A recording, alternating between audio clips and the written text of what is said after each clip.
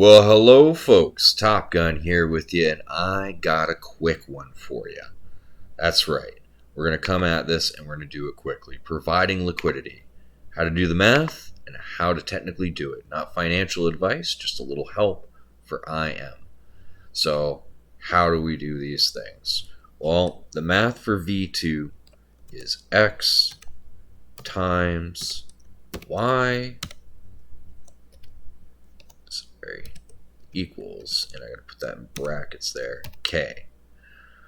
So what that means is your token or your asset multiplied by your value, which could be another asset or USDC or however you want to look at it, creates a constant value, a weight to see how big the pool is. So, for example, if we're, say, looking at the time token on V2 right now, we have 87,000 tokens here, paired with $612 worth of value. So what we're doing here, this is the total pool, and that's the total value. So this just equals this number times this number. But what does that K value mean? Well, how will we use it? Now let's say right now, because of the current price, that hey, I wanted to put in 10,000 tokens. Okay. So the current price right now, let's see here, this is going to be some funky math. This number divided by this number, then multiplied by this number. Ta-da! Around $70 for 10,000 coins. And if you're putting that much in, okay, this number times this number, just this number. There we go.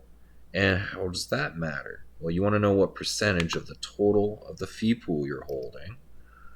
Well, your tokens divided by the entire fee pool's tokens, or K number, equals a decimal number. And when you convert it to percent, that's your percent of the fee pool. So that easily, now I can see that I need $140 worth of tokens, because in order to do this pool, I need to put the same value on both sides. Okay, so that's how much value I need plus gas. Always got to remember gas fees. So $70 worth of ETH and 10,000 tokens, and I can get 1.1%. That's pretty cool, I think. Pretty cool indeed. So what if I wanted to make that 20,000? Well, now that I've built an equation like that, now I can see how much I need in order to be able to hold, and that would get me 5% of the pool. Now what does that mean? If, say, $100,000 of volume got traded in a day, and the fee pool was 1%, well, then $1,000 would get made in fees. And if 5% was my holding, I'd make, well, $52.50 out of that 1,000 for providing that liquidity on that fee pool. That's pretty easy. And say we want to do single-sided. So right now on V3, the price is 3 cents because it's separate, because there's only sell right now. I think there's like 100,000 tokens for sale, but no USDC. So say you wanted to add USDC, you'd put it under 3 cents for a price range, however much you want. You only need one side of the pair here. You could put $250. You just have to set a price range. So the top side of the range, never going to be higher than the current price. So 0.029 there. Below the current price, USDC, in case anyone wants to sell into it or the pools want to arbitrage between each other. And how low do you think it'll go? How low do you think you'll be able to scoop it up? Do you think it'll go all the way down to 0.1 of a cent? Maybe. Maybe that's the price range of USDC you want to place. So how do you do this? How do you get it done? Well, you can go to Uniswap, and info.uniswap.org is the V3. You can click on app from there, which brings you to the V3 liquidity.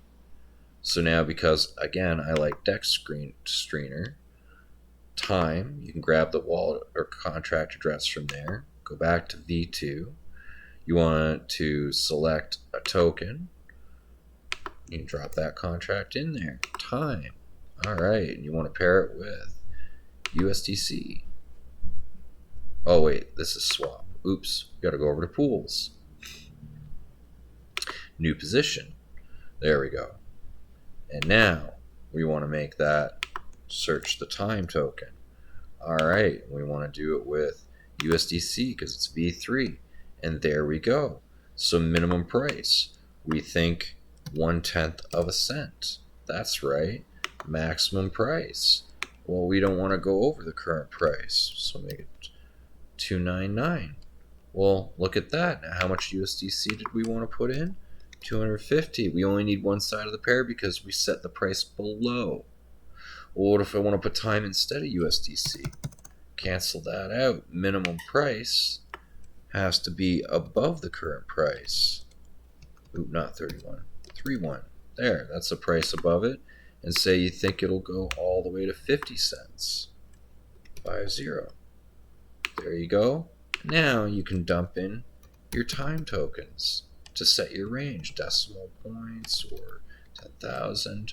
That's V3. Now, if you want to do it for V2, you go to V2 Analytics. All right. And we can go into pairs or even tokens. We should be able to search, again, time. Time. If I put that in there.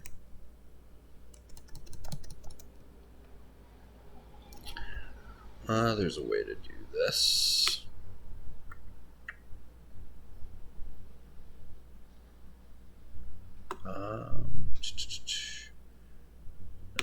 Let's click on USDC, add liquidity.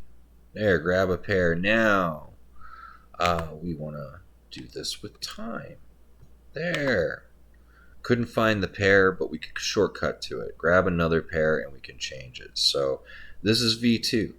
So now that I have time and ETH, again, it'll do the calculations for me. How much ETH I need to put in. Oh, that's only 10. I can stop doing that. 10,000. So there we go. 0.4 of an ETH, or around $70 if you wanted to pair that. I don't have the balance, but once you have the numbers in, you make sure you got enough gas, and boom, you hit where it says insufficient ETH balance to confirm putting it in. And that's V2, and that's V3. It's pretty simple. I've had a couple times where I struggled trying to get my way around this. So that's why there's a whole bunch of extra openings there. But yeah, if you want to find time on V2, you just go to Uniswap and make sure you're clicking on V2 Analytics. Then go to pairs, select any pair, select add liquidity, and you can start putting in the smart contracts from Dex Screener. And if you want to do it on V3, you just go to info.uniswap.org and you find a pair, and there's a button for add liquidity. And like we said, you set the time rate, the price ranges that you think are appropriate for the token. And this is not financial advice. This is just how you strap it. So V2 is pretty simple. Same amount on each side. V3, you have to make some decisions. You have to be able to do some math to figure out what your price ranges are comfortable with, how you want to DCA out, where you want to put it. That's kind of like setting a wide range limit order. You got to do the math on that yourself, not financial advice, just a how-to. This is how simple it is. Internet money. If you want to be a grassroots community and help the narrative, not worrying about financial advice, liquidity might help the community because these are low liquidity pools that do have warnings for very low liquidity, which means although volume 20K, which means $200 in swap fees made, and if you had 10% of the pool, 20 of those dollars would be yours for today, just for holding it. Not financial advice, just how the fees work. But it goes both sides as it trades. It's complicated. It's not exactly $20. Like, there's all sorts of math involved. But posting liquidity, pretty easy.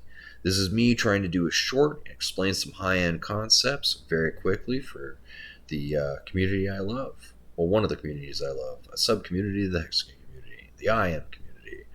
Thank you very much, guys, for tuning in. Hopefully you found this enjoyable and quick. Until next time, stay frosty.